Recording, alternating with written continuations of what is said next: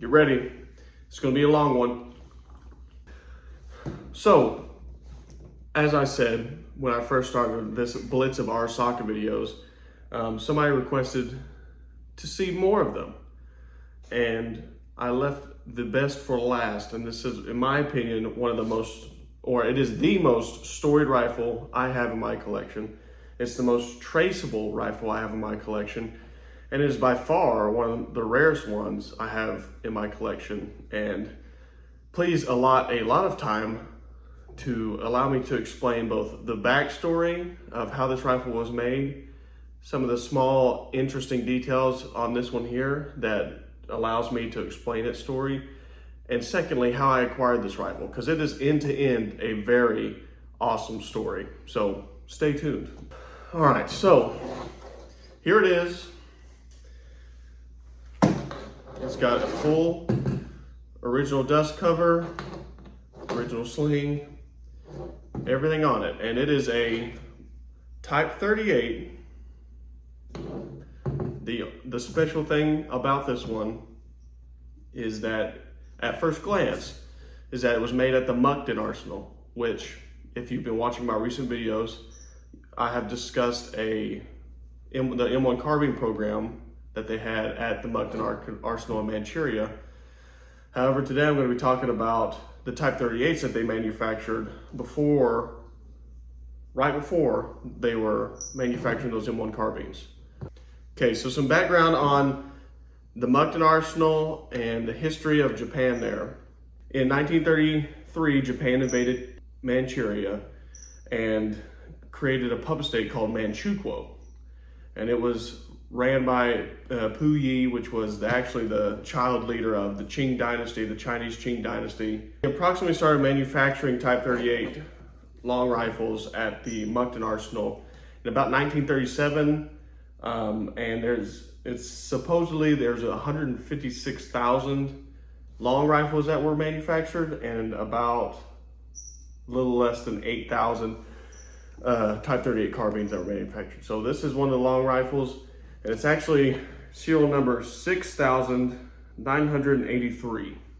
So an extremely early manufacturer.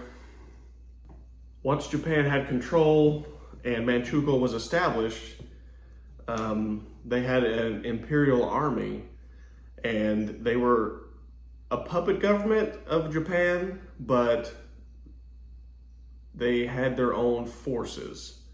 So that's where this gun comes into play. It is said that the first 33,000 of these Type 38s were made at Mukden without the mum on them.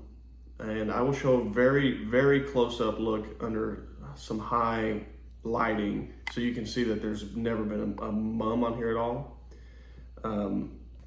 They made this batch for the Manchukuo Imperial Army. So they weren't Japanese, therefore they didn't get the Emperor's powers, which is what they believed the chrysanthemum allowed. So that's kind of the cool factor on this one. It's said that there are less than 80 of these that are known in the United States to survive. Manchuria, obviously being in mainland China, once Japan was beaten by the Chinese, they took it over, and most of the weapons were captured and pressed into service in the Chinese People's Liberation Army and the militias. And that's where this rifle ends up. So shortly after the Manchukuo army surrenders and Japan is evicted from Manchuria, there's a large sum of Arisakas of several variants that are captured by the nationalist forces. Okay, so with the militias, first, let's recap. This is a Mukden Type 38, serial number range 6,000, so within that 33,000 first batch, there's no mum. You have the Type 38 markings right there, so it's clearly a Type 38. So that is how I know it's in Manchuria and was manufactured for the Manchukuo army. So how do I know this ended up in the PLA Chinese militia's hands? Well, on the buttstock here, and it's really tough to see, but there's a Chinese cartouche, and it is really worn. I've been to some collector spaces and had to try to have some people translate it for me. It's just hard because not much of it's left, but it's not matching any militias, but I've heard it be referred to as a personal property stamp. So I'm not for sure if a specific individual might have been using this, and was part of a militia, but it wasn't from the militia's arsenal. That could be it. So anyways, so you've got that, right? And another interesting fact is that the buttstock on this stock here is not Japanese. It's actually Chinese. It's a Chinese replacement stock. And you can tell because there's no split wood here. So this is a single piece stock, which was done. And very frequently the butt plates here, which this one's in really rough shape, you can tell it's hardly even existing. But you can tell it's a Chinese stock because it's a single piece, and usually the butt plate is bigger than the butt stock. So, okay. Second interesting fact here. Oh, wait. I'll also note, you can see here that there's some cracks and some field repairs here. So whoever owned this or the militia that it served under had a field repair here with just nails through the stock, which is pretty cool. And the other interesting fact here is that there's no import mark. Okay, so we've got, it's from Manchukuo, it was on the mainland China. Okay, we've got the communist stamp here. So that it wasn't brought back from World War II in the US. It's not been imported, okay? It could have potentially slipped through somehow in the 50s and 60s. However, it being China, I really doubt that. The only thing I can think of was that this was probably a bringback from the Korean War.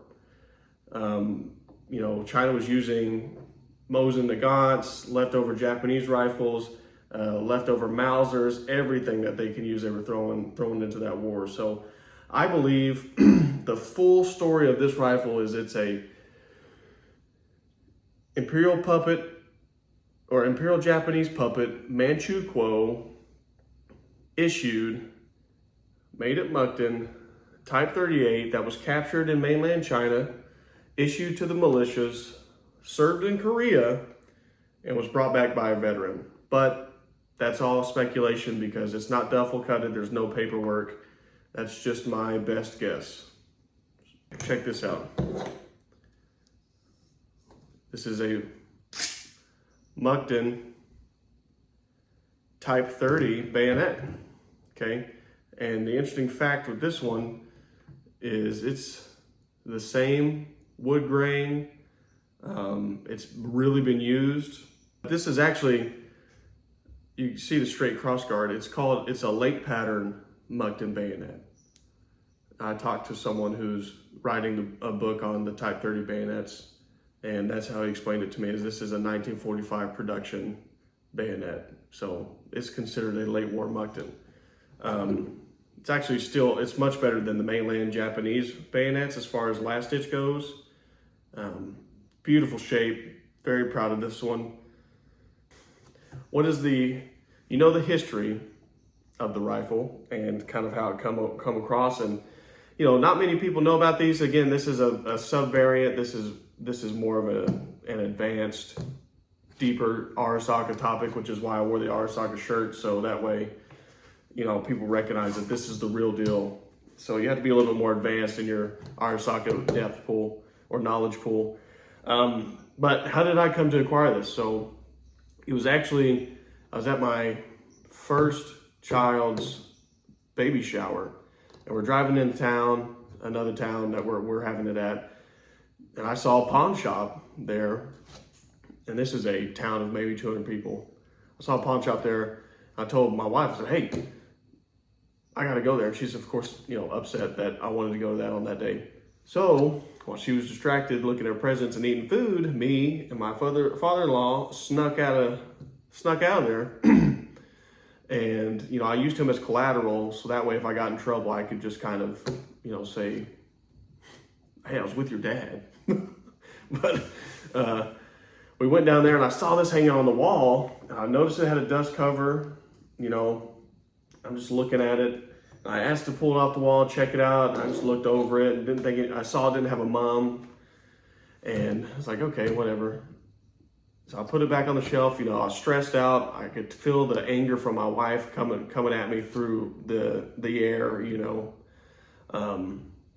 So I put it back and went back to the baby shower. But a couple months went by and I called them. It just kept eating at me. I called them. I said, hey, can you send me pictures of the serial number and the receiver and all that stuff? And you know, I want to know, let me see more. So he sent me and I saw it was Mukden. I was like, okay, great. And then I saw it was a little serial number. I was like, that's even better. And then I started doing some more research and found out that this is actually a super rare subvariant of a Type 38. You know, and it was issued, like I said, it was a Manchukuo Army subvariant. So pretty cool.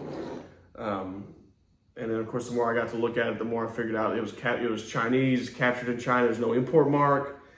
I said, how much do you want for this thing, man? He said, I'll do 200. I said, sounds great. So I drove about an hour and a half, got this for $200. And like I said, the dust cover come with it. Everything is original on it. Everything is original on it. This is exactly how it came.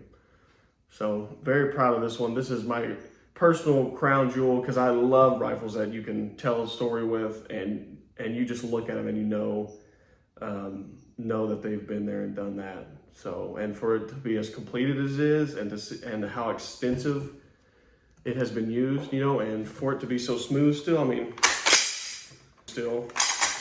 I've actually shot this several times. It's very accurate. Everything is tight on it. Works great. Everything matches except for the bolt and the dust cover. But the metallurgy on the dust cover, you can just tell it's been there with it for whenever it was captured.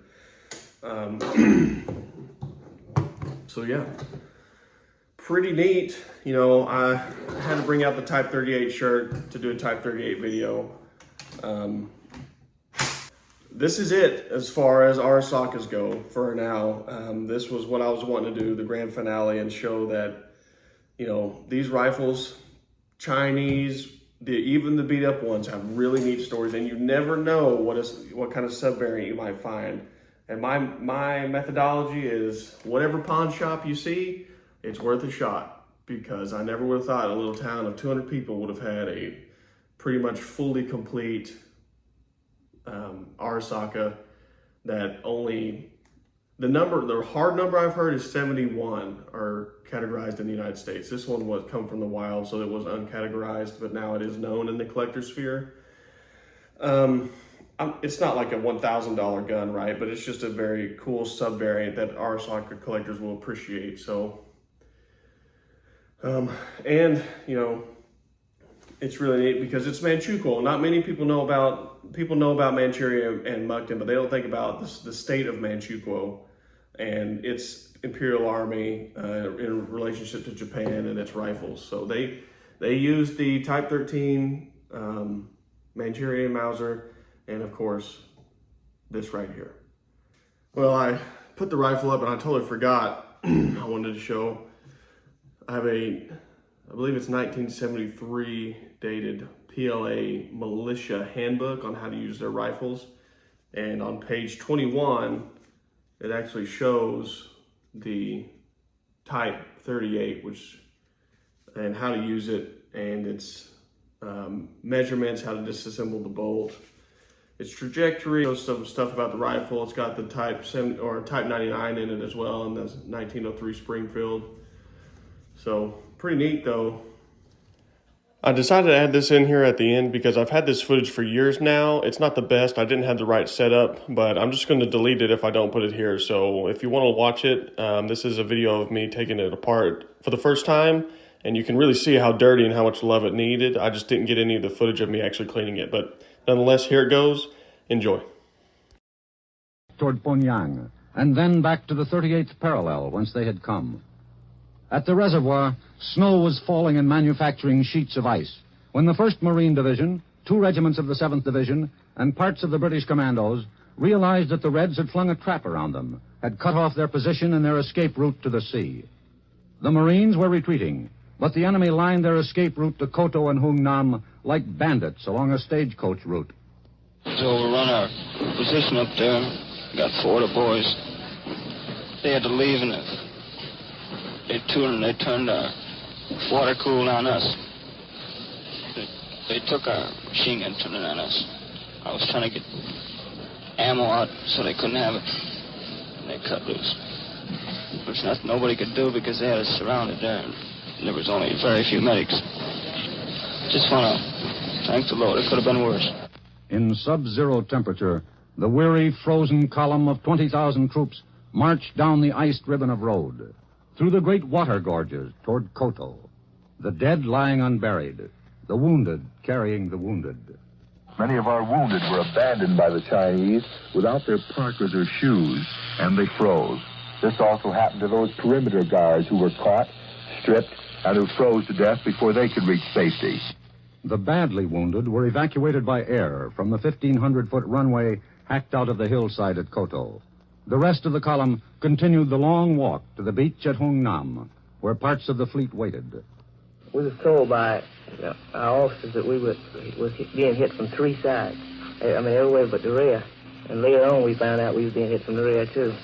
When the weather permitted, and often when it didn't, the Marines at least could look up and see their air support. The Air Force ran constant interference for the broken field below, dropped sufficient supplies, including even a few bridge spans, and on the way home shot up enemy troop installations. My forward firing 50s went out, and I received a direct hit from a 20-millimeter ACAC. My right engine immediately started to burn, so I pulled up off the treetops and told my crew chief and gunner to bail out, and they bailed. His answer was, most certainly, we do not want a war. Tuesday, Sir Benigal Rao presented a ceasefire plan to the United Nations. Whether this had General Wu's tacit endorsement or not is unknown. The Soviet bloc was against it, and the United States endorsed it, as the Indian delegates spoke for 13 Asian and Arabian delegates. Mr. Chairman, resolution by Afghanistan, Burma, Egypt, India, Indonesia, Iran, Iraq, Lebanon, Pakistan, Philippines, Saudi Arabia, Syria, and Yemen